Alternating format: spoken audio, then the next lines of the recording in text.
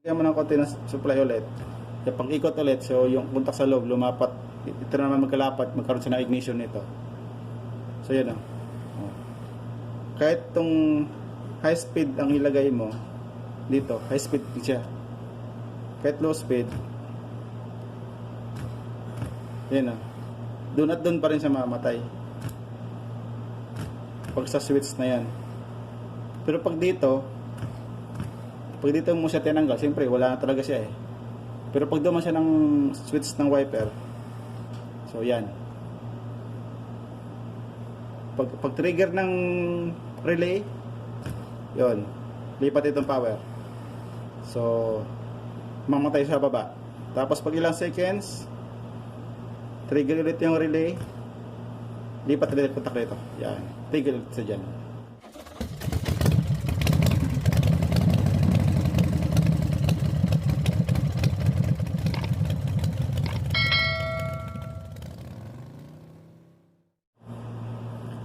So hello guys, share ko lang itong connection ng wiper motor na to.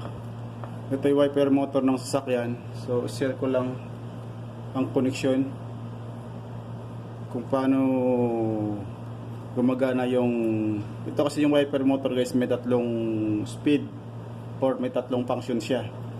Ang unang function dun eh, yung pag on mo ng switch, yung automatic siya namamatay. Pag namatay siya 1 to 2 seconds, automatic siyang aandar. Tapos aandar siya. Pag namatay ulit, aandar siya ng mga bilang ka ng mga 1 to 3 seconds, aandar ulit siya. So yun ang unang mode niya. Yung tawag doon ay intermittent mode. Tapos yung pangalawa yung low speed. Tapos yung patatlo ay high speed. So yun ang yun na ngayon ang i-share ko sa inyo guys, yung ganong connection.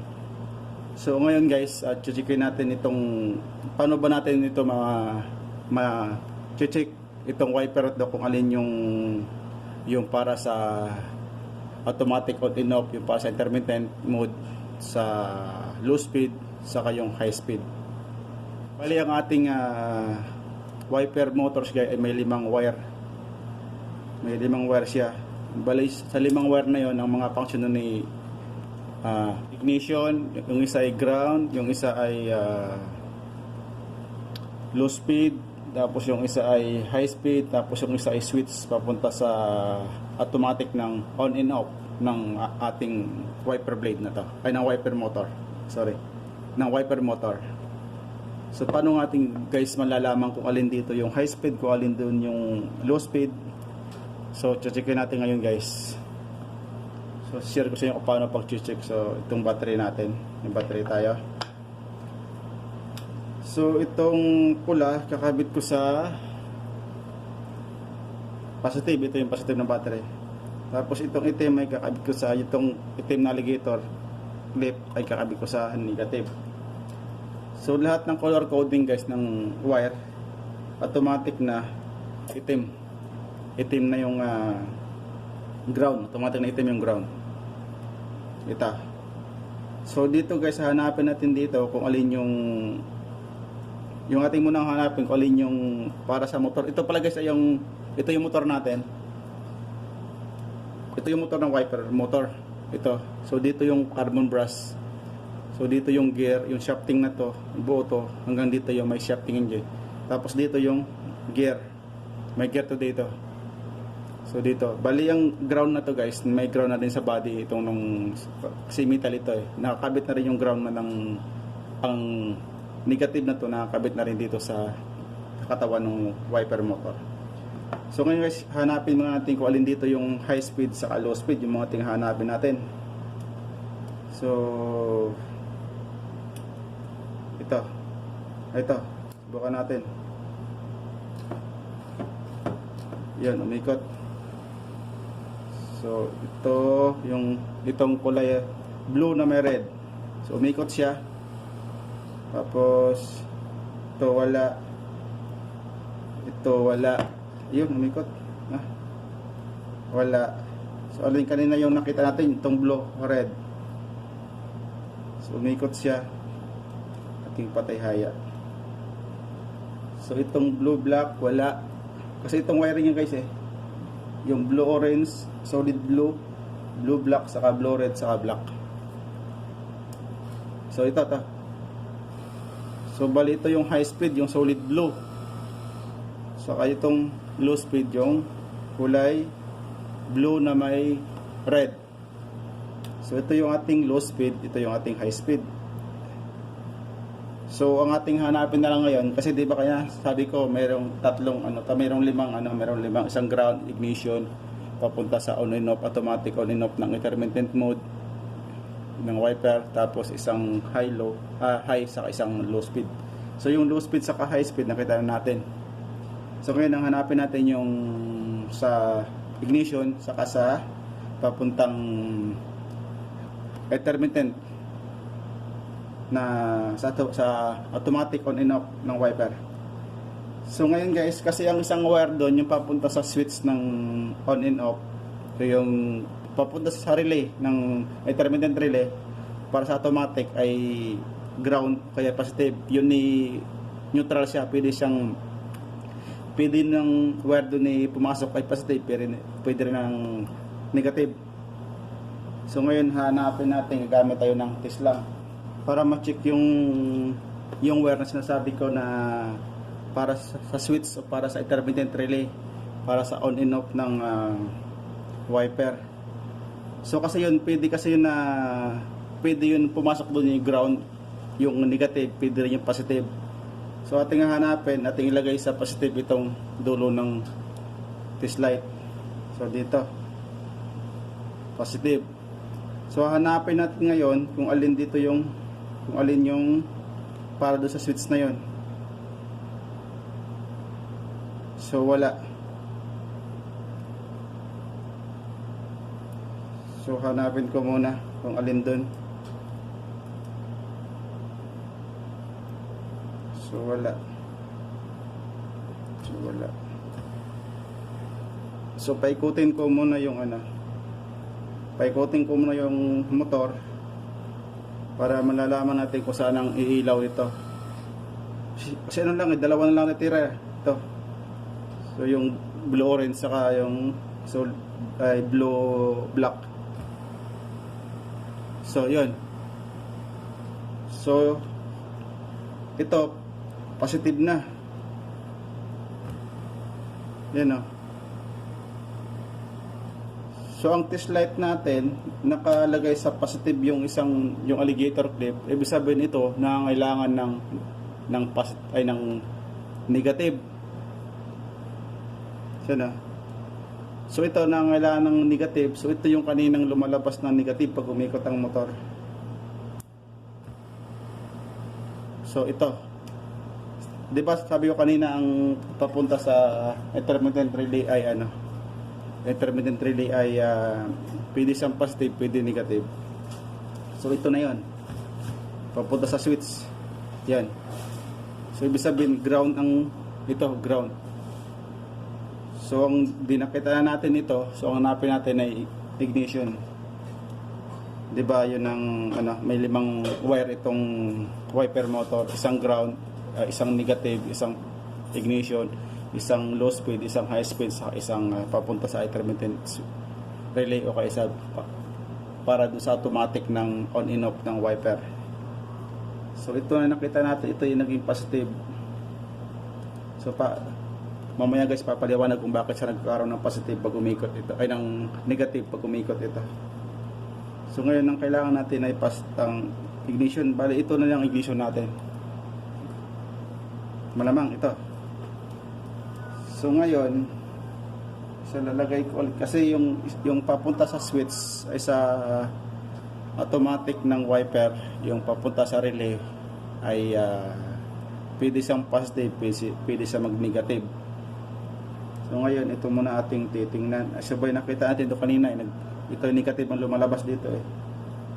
So ang gagawin natin, ilipat natin itong dulo ng test lamp sa negative. Tapos titingnan natin kung kung ito yung magkakaroon ng positive. So ayan, nag-positive siya guys. Ito, pag nilagay mo ito ng positive ng supply, itong kulay blue black, nagkaroon siya ng positive. umilaw tong bumilya. Ayan.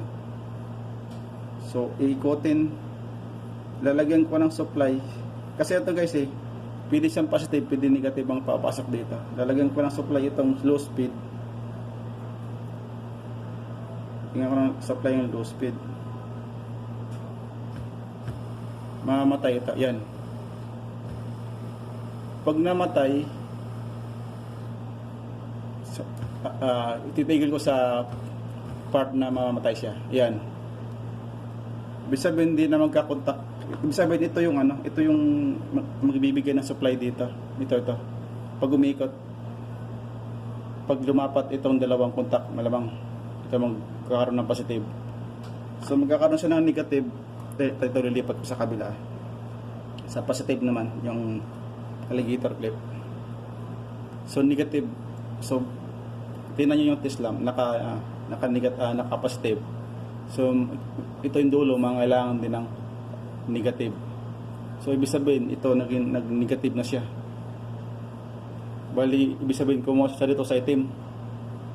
Sa part na to, ng itim na to, ng ground. Negative. Nag-negative siya. So ipapaliwanag ko yung guys kung bakit nagkakaroon siya ng positive ito. Ito yung ito yung papunta sa ating switch sa intermittent relay. So ipapaliwanag ko guys kung bakit nagkakaroon ito ng positive, negative itong supply na to, itong wire na to. Ito kasi papunta sa sa intermittent relay. So ito guys, ito yung kasi ito yung motor natin, ito yung motor, ito. So galing ko muna itong negative. So ayan, itihaya ko yung motor. So ito yung part na to, ito balit takip na to takip nito, ito siya, ito. So bali yung ito yun part na to, ito yung bilog. Pag tinanggal mo to, ito na makikita mo sa loob nito. So itong wire na to, dito na ako sa cover. Pag tinanggal mo yung cover, ganito yung matsura niya. So kanina pag umiikot siya, mas mahaba ang pag sa positive ito nakalagay. Pag sa positive, sa kulay pula, mahaba ang ilaw na lumalabas dito. Matagal siya mamatay dito, saglit lang. Pag dito ang supply, so yan yung itim na to, yung ground dito, ito yung contact na yan. Tapos itong blue orange na to, yung kaninang papalit ng supply, ito yung gitna. Tapos itong blue na to na may black, ito ay itong sa gilid. Kuha niya. Ito yung blue black, blue orange. Ito is solid black. Ito. So bali mapapansin nyo guys, gear ito, gear. Ito, gilid gear yan Ito yung shafting ng motor. Dito sa loob galing yan Ito yung gear din to. Ito. So pag iikot ang motor, nadadala niya itong gear na to. Kasi umikot din to yung part na to.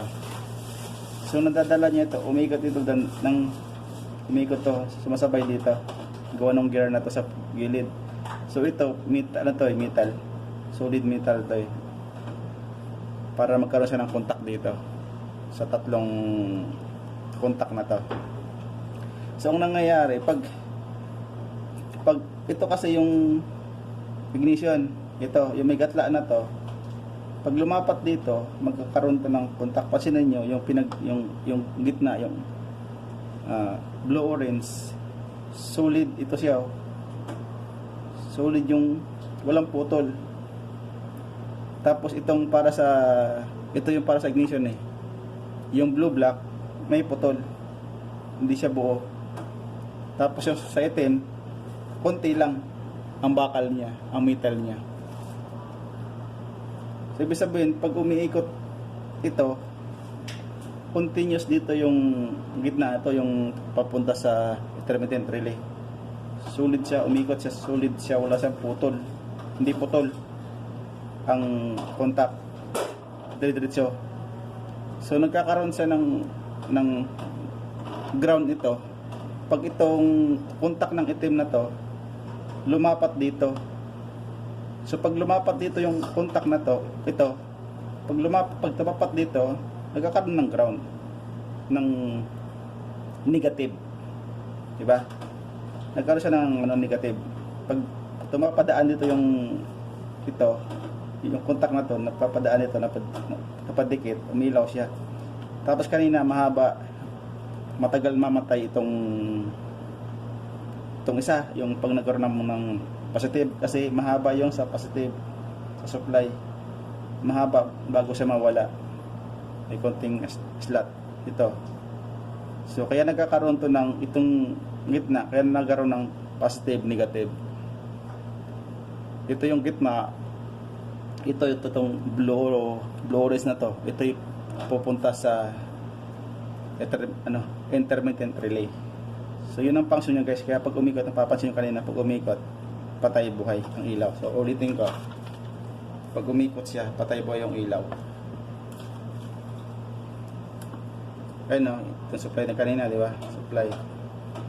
So yan, pag nilagyan ko to ng supply, itong low speed natin, sana yung bumbulo, so mahaba, lagyan ko sa positive, so negative ito, yan o. So nakatapat doon, ibig sabihin nakatapat itong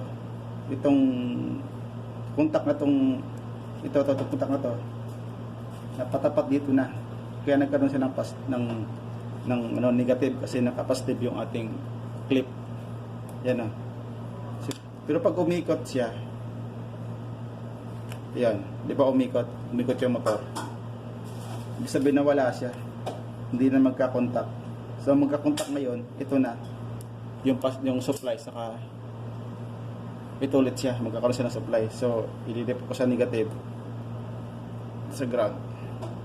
So yan, so mahaba ito, matagal to mamatay kasi nga mahaba yung metal niya, yan o, di ba?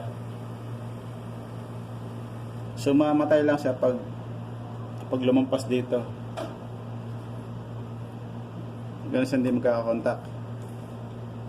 Kaya magkakaroon ng positive kasi siya magbibigay ng supply dito sa low speed. Kaya yan na, kaya dito siya, kaya nag-automatic ito, automatic up, ayan na, matay, di ba? Pag nagay mo supply, kasi naka-ground na ito eh, pag namatay ito dito, ang supply ito negative na, ground na, kasi gawa nito, magkalapat na sila ng ito saka ito, magkalapat na ito na magkalapat dalawa. So paikotin ko ulit ng konti, so pag umikot ng konti, lumihis na siya, so magkalapat itong dalawa na dito. So magbibigay siya ng supply dito, kasi yan o, kukuha ito ng supply ng power. So dito siya mamamatay, di ba? Kuha niya. Kaya dito siya nag-automatic, kahit saan mo patayin yung wiper.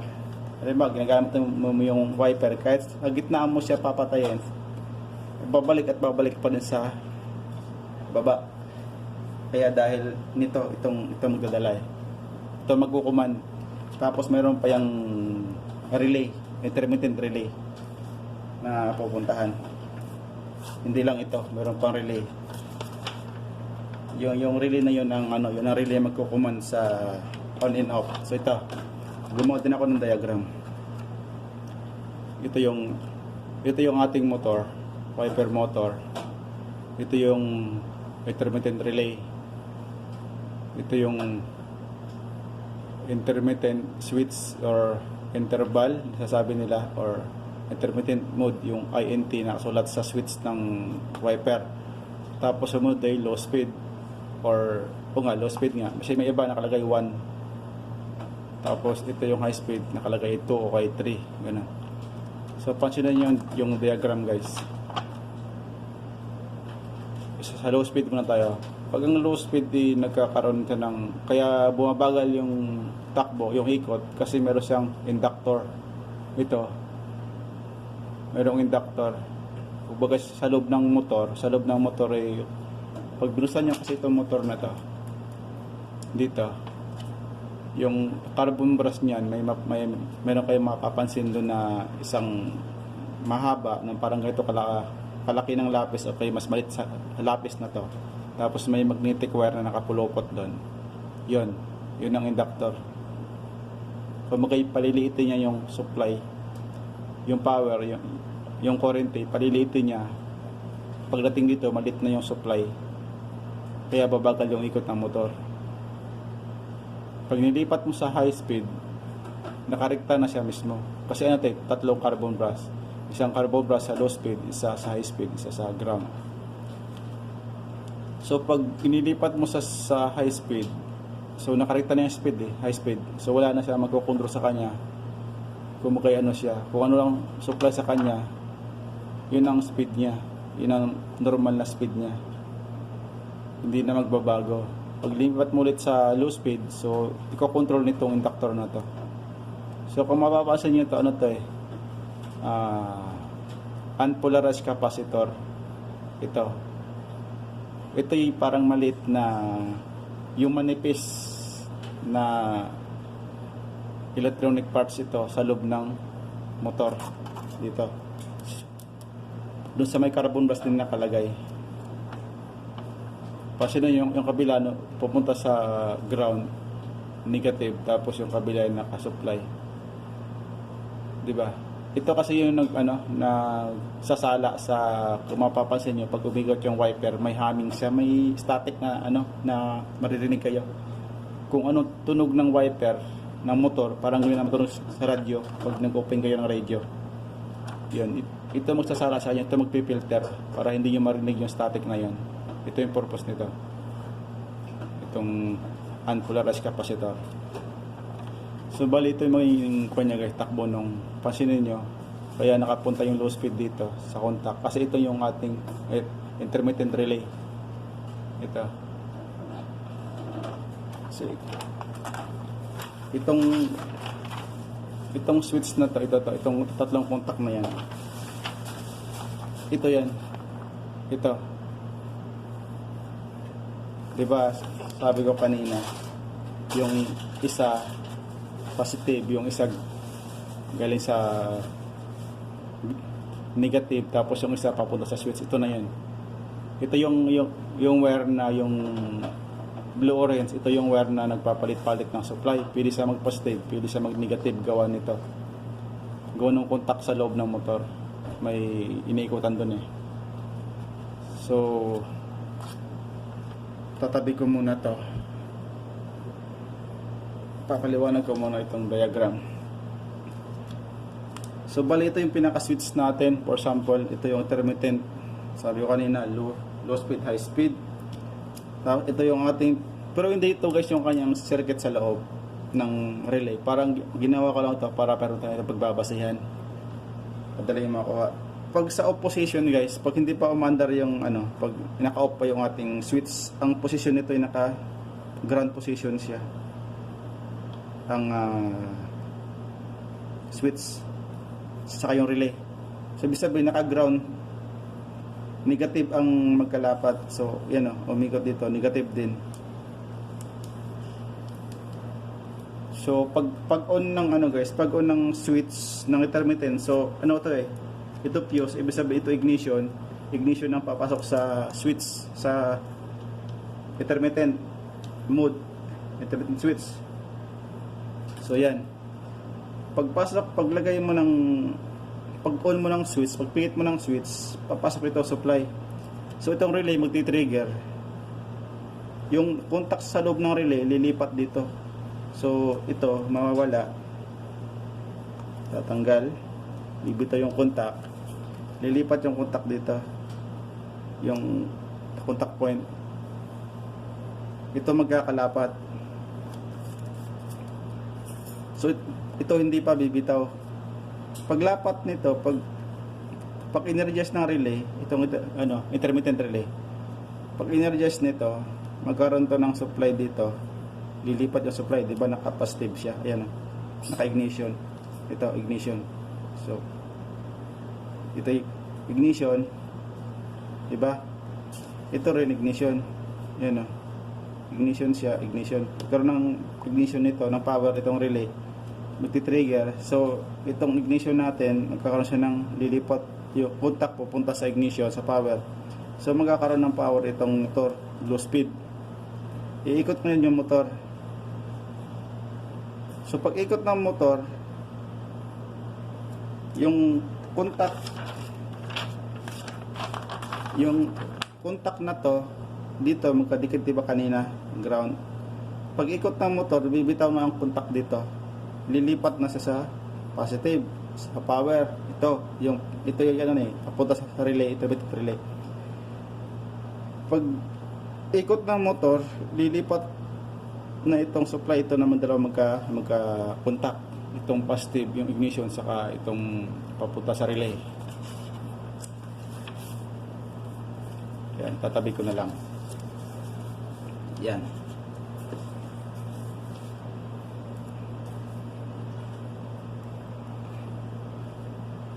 So yan na magka-contact ngayon.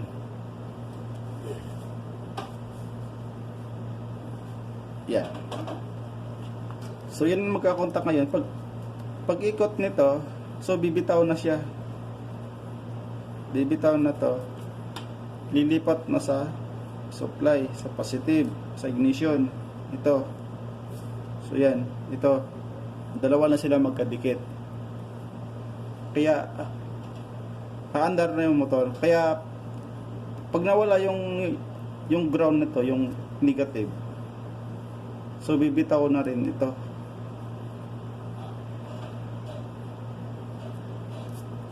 Bibitaw na rin siya, lilipat na ulit siya dito. Kasi wala na siya negative eh. Wala na itong relay, bumitaw na siyang negative. So mawala na to, madidisconnect na. So yung contact babalik sa dati. So tuloy pa rin ang ikot ng ng motor. Tuloy pa rin ang ikot ng motor natin kasi magka-contact na itong dalawa ito eh. Gawa nyo. Gawa nito. So dito na daan yung supply. Yan o. So pumunta sa low speed. So tuloy ang ikot. So pagtapat ulit na contact, kasi yan yung ikot ito. Pagtapat ulit na contact dito sa ground, sa negative, so bibitaw na ito. Ito na magkalapat.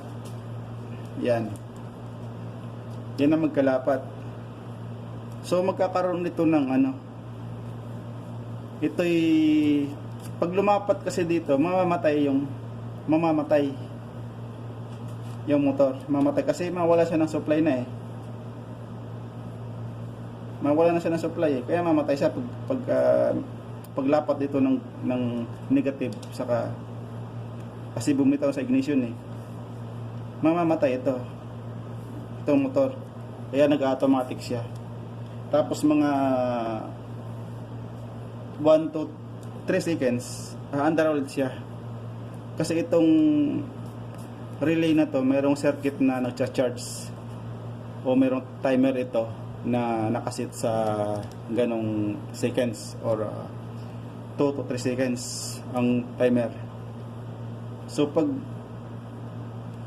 pag-charge ulit ng pag-charge nung circuit na yon, o kaya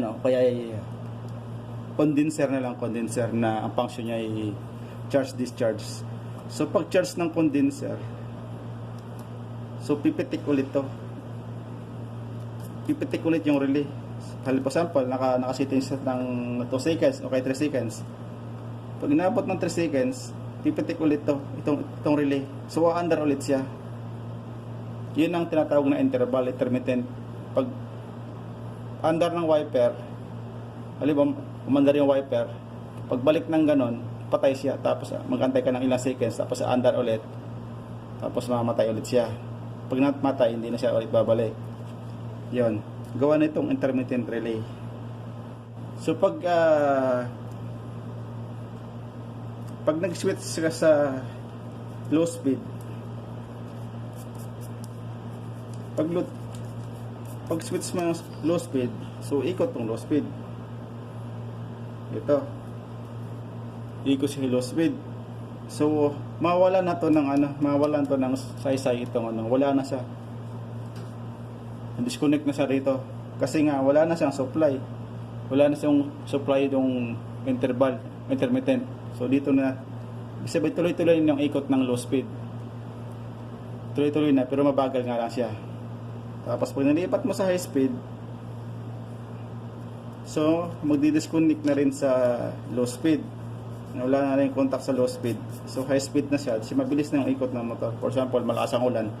So high speed na gamitin mo. Yan. So, tuloy-tuloy na kasi wala na siyang harang. So pag pinatay mo ulit, so pag pinatay mo, kasi dadaang pa ng pag pinatay mo, hindi ka na pwedeng bypass eh. Hindi mo siya pwedeng i-bypass kasi pag pihit mo, dadaan ng low speed, yung switch, magkaroon ng contact, tapos dadaan ulit ng intermittent mode. Hindi naman pwedeng diretso sa diretso sa off. Kasi pag off mo, dadaan pa ng low speed. Tapos dadaan pa ulit ng intermittent mode. Tapos saka pa ang off position. So pagdaan mo ito sa may intermittent mode na to, yung sa INT na to, na switch. So mag-activate itong relay. So pag nag-activate itong relay, mag-antay pa rin siya ng contact dito. Kaya pag tapat ito dito, pag tapat ng ikot, pag tapat ng ground, mamamatay siya. Kasi bibitaw yung supply na to. Dito siya mamamatay. Kasi pag bumitaw siya rito, mawala na siya ng supply ito. Kasi nakadikit yun dito eh. Yan. Yan siya pag umiikot. So pag trigger nito, so mawalan siya ng supply. Titigil siya ngayon. Itong lalapat ngayon. So doon pa rin siya mamamatay doon sa dati niyang posisyon kung saan siya nanggaling. Tapos naka-opposition ka na nung switch. So wala na siya supply. So yun, doon gumagana yung ating guys, yung ating on and off, automatic on and off. Gawa ng intermittent relay. Yun, ganun gumagana yung ganun gumagana yung wiper. So ganito yung mangyayari niya guys. Kung nakita niyo kanina, yung unang testing ko. So ayan na. So bali, 'di ba ito yung ating low speed. Itong kulay blue na may red. Tapos ito yung papunta sa intermittent relay, yung PD sa mag-on positive negative ito.